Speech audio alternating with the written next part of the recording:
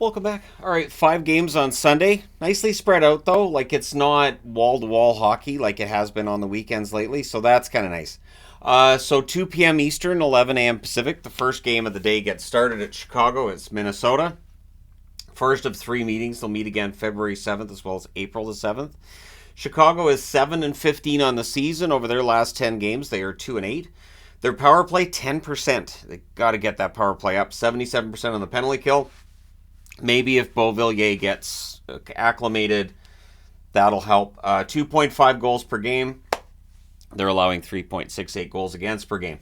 What I've got on the board right now are the players that I would say are probably the MVPs. And for Chicago, that's Connor Bedard at 11 goals, 8 assists. On the Minnesota front, they're 7-10-4 overall. 3-5-2 in their last 10, but it's getting better, right? So this is the ultimate test of whether or not Minnesota's getting better. 16% on the power play, 70% on the penalty kill. Wasn't it 66% when the new coach took over? So John Hines might be helping there. 3.1 goals scored per game and allowing 3.67. So I know that's come down. Kaprizov, to me, is still their MVP. 7 goals, 13 assists. I know he's not had a fantastic first quarter. He needs to be the MVP, might be a better way of putting it, right? If this team's really and truly going to get back in the hunt for a playoff spot. And then 4 hours later at 6 o'clock Eastern, 3 o'clock Pacific, the San Jose Sharks and the New York Rangers are going to play. So that means Chicago and Minnesota gets their own review. So make it a good game, Chicago and Minnesota. So you'll notice there's a trap magnet. This is the ultimate trap game. So this is the first of 2 meetings. They'll meet again in San Jose on January 28th. San Jose 6-16-2, but they're coming off their first road win of the season. They're 4-5-1 in their last 10. Their power play 18%, their penalty kill 73%. They're scoring 1.75 goals per game. Not good, but way better than what it was. It was 1 not long ago. 3.92 goals against per game. Tomas Hertl, 4 goals, 13 assists, 17 points. I think's been their MVP thus far this year. On the Rangers front, they're 17-4-1 to start the year. 8-2 over their last 10. They've just been great. 30% on the power play, 85% on the penalty kill. It's hard to find a weakness. They're scoring 3.32 goals per game. They're allowing 2.45 goals against per game. Panarin, 12 goals, 19 assists, 31 points for him.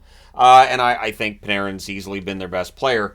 Discussions of whether or not he's likely to be nominated for the Hart, I think, honestly, just have a really good year and be able to carry that into the playoffs. I don't think individual trophies are what the Rangers are after. And then at 7 Eastern, 4 Pacific, Columbus and Boston. I'm wearing Boston because I want them I want them to beat Columbus this time. November 27th, Columbus beat them 5-2, so this may seem like a coward's way out. Not really. I've seen Boston lose to Columbus already this year. The third and final meeting will be January the 2nd. So for Columbus, they're 8-13-4 overall. They're 4-6 over their last 10, and they've been up and down. So coming off of a loss last night that probably frustrated them, we'll see how they do on Sunday. 13% on the power play, 89% on the penalty kill. So if they can get that power play going on a regular basis and keep the penalty kill numbers up, that's going to help. 2.92 goals scored per game and allowing 3.36 goals per game. Boone Jenner, 12 goals, 5 assists, 17 points, has been very good. On the Boston side, they're 16-4-3. They're 5-3-2 over their last 10. 22% on the power play, 89% on the penalty kill as well. 3.35 goals scored per game. They're allowing 2.52 goals against per game. Pastrnak, 14 goals, 22 assists, 36 points. One of the best players in the National Hockey League. Yeah, I said it, and I said it during the summer, and I'll say it again next summer. Pasternak's pretty good. 7 Eastern, 4 Pacific, the Nashville Predators and the Buffalo Sabres get at it. First of 2 meetings, they'll meet again March the 7th. I was trying to decide between these 2 jerseys which one to wear, and I thought, I'll just wear Boston.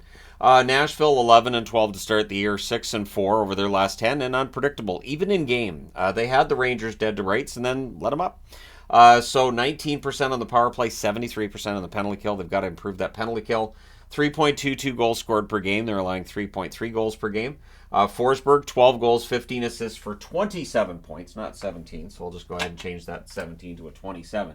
It's a good thing it's a preview video, so nobody's watching, right? Sure, yeah, why not? So Buffalo, 10-12-2 to start the year.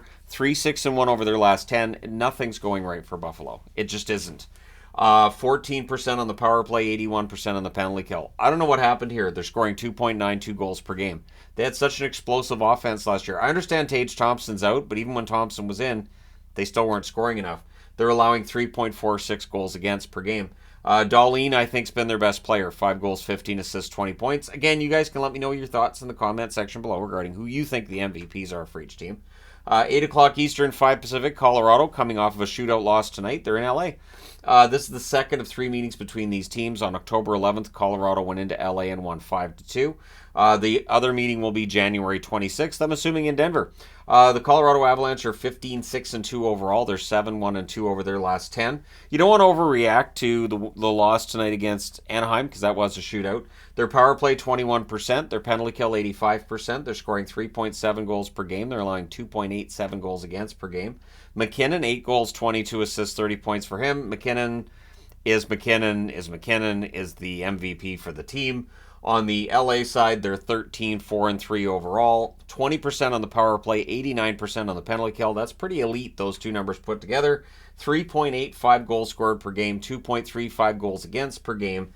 And Kempe, 8 goals, 12 assists, 20 points for Kempe. I think he's been the best. The thing with LA, though, is there are so many players that you could say have been the MVP. A lot of players who've been MVP level, whether it's Kopitar, whether it's Kempe, whether it's Fiala. You can make an argument for Byfield recently. You can make an argument for Doughty overall. And you can make the argument for Talbot. So LA's really got everybody buying in. Let me know your picks in the comment section below as always. Don't forget to hit like and subscribe if you haven't done so already. Thank you guys so much for watching, for all your support. I will talk to you again soon.